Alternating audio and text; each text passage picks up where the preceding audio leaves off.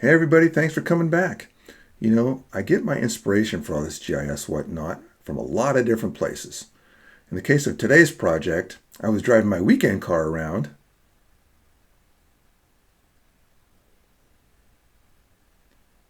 I live my life a quarter mile at a time. I know, I know we look exactly the same, but that's Vin Diesel and I am not. So I was driving this car around. I now noticed on the dash that the gear indicator is like a glass dome button or just an indicator or something like that. I thought we should probably try to make this in ArcPRO. Because I think it would be useful as like a click here button or just an indicator of some sort on a map. But hey, it's different and let's see if we can do it just because why not, right? So anyway, here we go.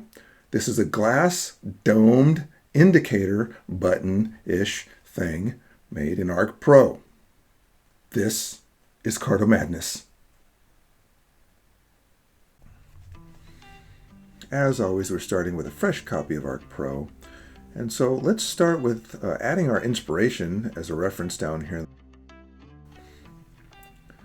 And so the first thing to do is we can see that there is a shadow behind our button, our glass indicator. So let's go ahead and turn this into a shadowy background. So I do it with a gradient fill and a buffer. And let's change this gradient fill just a little bit here and go from transparent white to fully opaque black. And maybe put this up here a little closer. Snug that up and we can say okay. And since it is a buffer,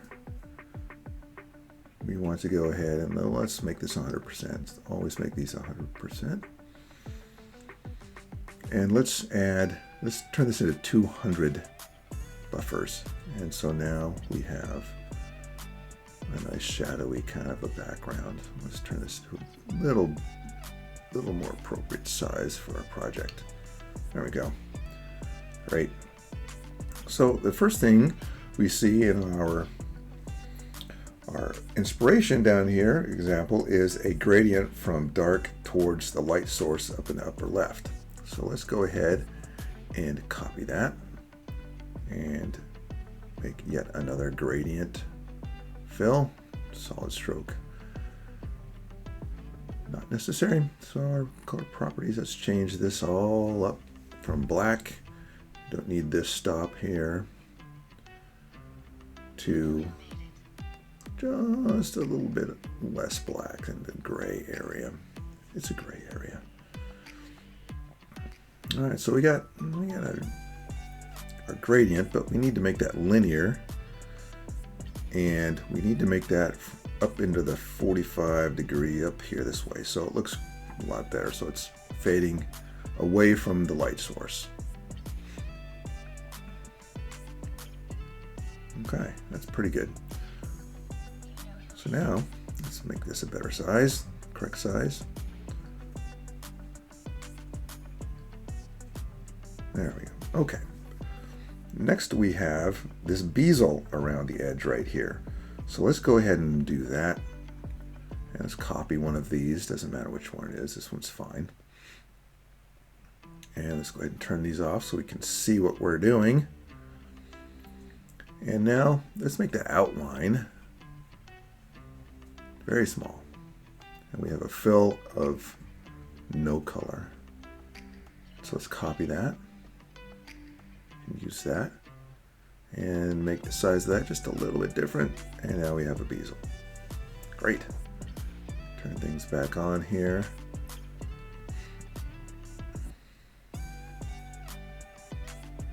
Yeah, see, now we got that. Okay. At this point, let's start making some reflections around the edge. So let's copy one of these and go ahead and format it. And of course it's gradient, as I think everything in this project is. So let's add some stops to our gradient and make that just a little bit transparent on that end. Let's copy this here and snug that up a little bit. Change transparency to 50 and another stop, and change that position a little bit, snug that up a little bit, make that 100%. And over here, make that white and 100% transparency. Okay.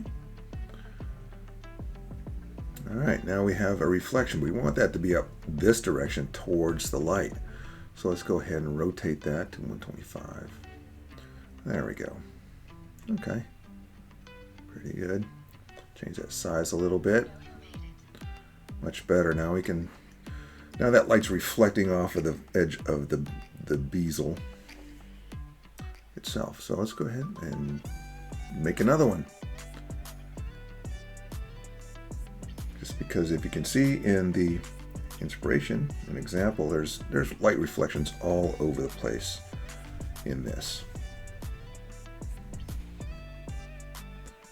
Let's go ahead and change that transparency and snug that in a little better. How about this one? Yep. And go ahead and say okay. And now we have it there. So let's rotate that a little bit.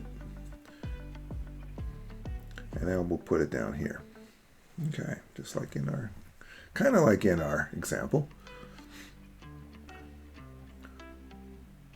So let's go ahead and make another copy and change this one. And we will go ahead and change our color scheme, our color ramp again, because they're all a little bit different, because those reflections are coming from all different directions and different light sources and whatnot. So, and I will speed this up just a little bit, because I'm starting monkeying around these and I kind of lose track of time. So in the interest of time, I've sped that up a little bit. Okay, so now let's go ahead and rotate that one. And now we have that over on the lower left. Let's make another copy, make another reflection. And this one's fine. So let's change this particular gradient. And in this case, let's go ahead and make our first stop 0 transparency. Our next stop, let's make that 25%. And we can snug that in a little bit better. And our final stop, make that 100% and snug it up just a little bit. All right.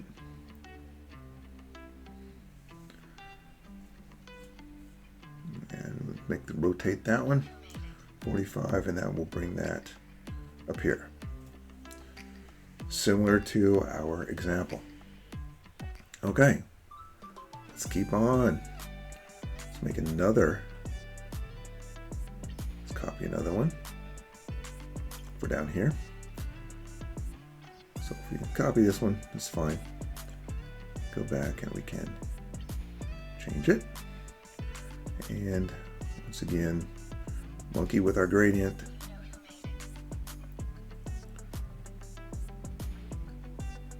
So let's make this one 50% transparent to start with.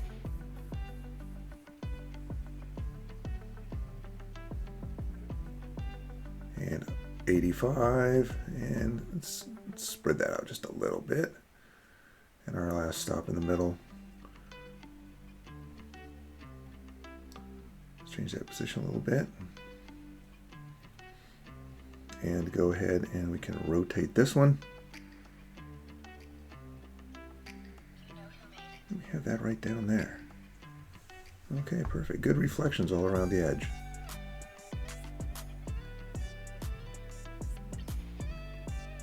Let's move this down here just so it's underneath those. That's better. Okay. Let's see, that's better. All right. Now, we need, this is supposed to be kind of a glass dome, so we need to add another shape that doesn't exist. So it doesn't exist in ArcPRO, so we went out to Google Materials, Icons, and we searched for the moon, which is a crescent moon. And let's get the filled ones. And this is a pretty good one right here. Let's use this one. So you can just click on it and download it, all for free, of course. And once we have it in there, we'll go ahead and add it from a file. This one. So once it comes in, we can see we now have our crescent in there. Okay, now can't leave that alone, of course. Let's go ahead and mess with our gradient. And let's go, our first color is going to be white. Transparency of 100. And let's add another stop here, about halfway. And once we do that, add that in there and we'll see. Okay, so that crescent has now got a pretty cool gradient on it. Make this 100.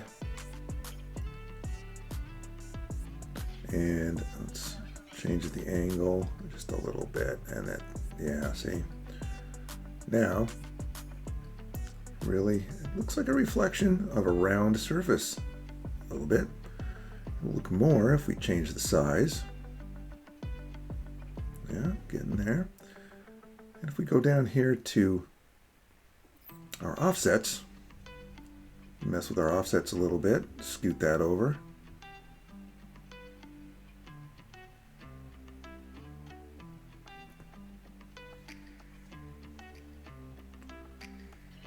Okay, and let's change the angle of this to kind of fit with the reflection. Yeah, so there you go. Okay, now we got a reflective off of a rounded, like a domed glass indicator. Let's move this down here. So it's a little better. Yep, it's a little better. Okay. Now, open the attribute table and let's add a 5 to our label. So we just go ahead and label this just to finish making it look like our example. So if we label it, put that there, change this to a similar orange color, maybe this one. Okay, excellent.